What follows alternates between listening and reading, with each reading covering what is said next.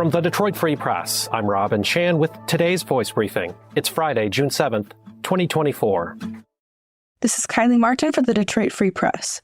After a tornado blew through Livonia on Wednesday afternoon, killing a 2-year-old boy and putting his mother in critical condition, the community is outraged that no tornado siren went off to warn them. The EF1 tornado touched down around 3:30 p.m. and only lasted 9 minutes, but in that time it was able to topple a large tree through the roof of a home where the mother and her son were sleeping. After the tornado passed, neighbors ran outside to reconvene and assess the damages when they heard screams coming from the house. A nurse that lived across the street ran into the home to find the mother and son crushed by the tree, but she was unable to move the tree or reach the family to provide any assistance.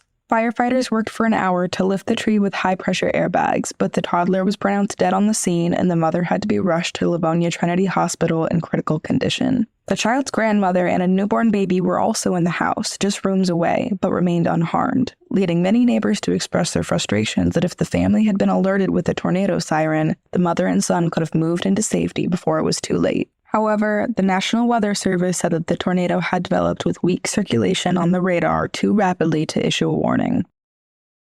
Last night, Michigan Central Station celebrated its historic 6-year redevelopment by hosting an all-star Detroit-centric concert. Thousands flocked to the Corktown landmark to witness the Eminem-produced live event.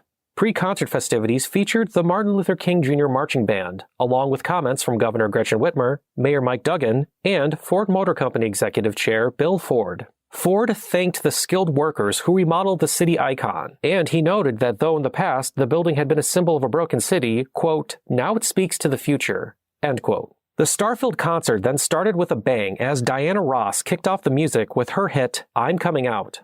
Attendees also experienced performances from acts such as Big Sean, Fantasia, Melissa Etheridge, and Jack White, along with tributes to Bob Seger and Jay Dilla. At 10:09 p.m., the surprise concertgoers were hoping for finally happened as Eminem closed out the celebration. After the final song of the night, Eminem shouted to the crowd, quote, Detroit, we love you, end quote. If you were unable to get a ticket to the Michigan Central Station concert, and now you have a fear that you may have missed out, well, you're not totally out of luck. You can catch a broadcast of the performance, branded as Live from Detroit, the concert at Michigan Central, this Sunday on NBC as a primetime special at 7 p.m. For more on Freep's coverage of the concert, you can search on Freep.com for Michigan Central Station reopening, live updates from concert, festivities in Corktown. Special thanks to John Wisely, Dana Afana, Andrea May-Sahori, Phoebe Wall-Howard, Darcy Moran, and Brian McCollum.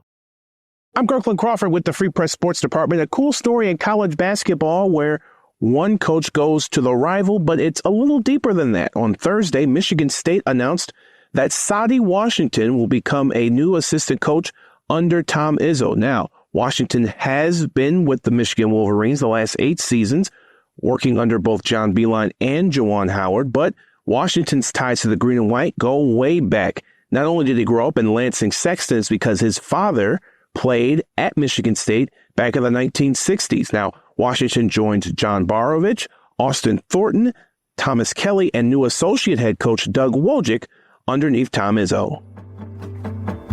Find more from the Detroit Free Press on Freep.com. That's FREEP.com. Thanks for listening. Have a great weekend, and you'll hear more from us Monday.